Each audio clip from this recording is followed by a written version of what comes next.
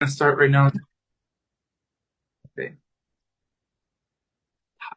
Hello, everyone. Good evening. Thank you for joining me today. I do appreciate the time you've given me today. Today we'll be discussing about paid family medical leave. As a child, we don't really understand how much our parents paid for the cost of living. Now, as an adult, I guess we can all say that the cost of living is very expensive. And put this in perspective. Veronica is a mother of three. She works at a grocery store and recently found out that her mother became seriously ill, which will require Veronica to take paid family medical leave. However, her employer does not cover for paid family medical leave. She's left with the tough decision, takes unpaid family medical leave to take care of her mother. According to the Center of American Progress, approximately 58% of families lose a quarter of their income while taking unpaid leave. If we put this in perspective, that's approximately 48 million household American families that take a pay cut during unpaid family medical leave. We're going to discuss why it's important for California Congress to implement a law about paid family medical leave. We're going to discuss the problem, effects, and solution. We have a serious problem, unpaid family leave. According to Scott Brown, approximately 44% of Americans do not qualify for this benefit, which means that they're not entitled to taking any time off that's paid for or even covering for job protection.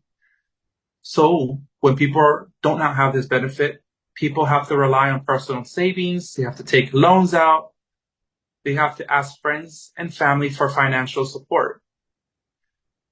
People that have taken family medical leave, that have to leave work sooner, or have to return work sooner than they have to return the work sooner than anticipated, just because simply they cannot afford to be out for that long. As mentioned for the Harvard Business Review, 21% of Americans professional jobs have access to this benefit, which means white collar jobs, so professional jobs. For the rest, manual blue collar jobs such as electricians, plumbers, clerks, especially the grocery store worker like Veronica, have hard time accessing this benefit and have difficulties getting some sort of type of income while being out on leave. The lack of benefits and policies can make it difficult for someone just to take care of their families while being out on leave. We know this is a huge problem, but have you thought about the devastating effects? So there are three significant effects. They have high financial hardship, reduced workforce involvement, and ultimately can lead to stress. The first issue is financial hardship. When you don't have an income, that's simply what can we rely on? We don't have an income. We can't take care of our families. We can't take care of our financial obligations. So it's just a financial strain when you just knowing that you cannot pay for our necessities while being on leave. Another issue is employees still have to qualify for family medical leave, which is known as FMLA. We still have to meet a criteria for the employer. We have to work full time for a year. We have to meet a hours of work throughout the year that will, we can qualify for this benefit. But just because you take FMLA doesn't mean you're going to get paid. It's just basically you're just paying for protection of your job. So another issue is when you're out on medical leave, they can exhaust your sick time, vacation, any accrual hours that you've accrued like during the time you were working. But as soon as you exhaust all those hours, you're left with the financial burden, which, you have to pay for your expenses. According to the Annual Review of Public Health, people leave the workforce just simply because they have to take care of their family members because they're very ill, such as diseases, disabilities, sick child or newborn child.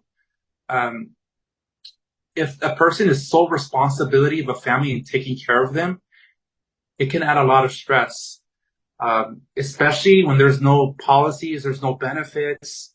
It just makes the employer just walk, for them to just leave the job and not return back, So this means you're leaving the workforce. You're not contributing to the workforce. So when employer is out, that's going to leave more stress to the people that are working in that company or what employer you're in. And it's just like a domino effect. It's going to just alert the other employers that they don't have the same access or benefits. And this is an issue. Another issue is unpaid family leave can lead to stress. According to the annual review of public health, FMLA provides 12 weeks of unpaid leave. So just job protection, like again. Unpaid leave can add stress, especially if you're the sole breadwinner, if you're the only one that just brings in the most income and, you have a heavy burden of just covering for everything. Especially, your family just relies on this, for financial support. With all the stressings, paying the bills, it can take on a person's well-being. So it can definitely affect the person, especially if they're the sole provider of their families. As you can see that these effects are devastating, let's discuss the solution. So there's a clear solution, and it is California Congress to implement a law to cover for paid family medical leave for all employees through state funding and employer contributions and benefits. Raising public awareness can, prevent employees when they're taking time off to alleviate the financial hardships they have while being out on leave. By having the state funding and employer contributions, it could alleviate the financial strains while people being out on medical leave. Raising public awareness can alert other people and make that push for lawmakers to make this priority for paid family medical leave. So basically, it can build up the morale and give a benefit for people to go to work, because this is a big benefit and it just needs to be made more aware.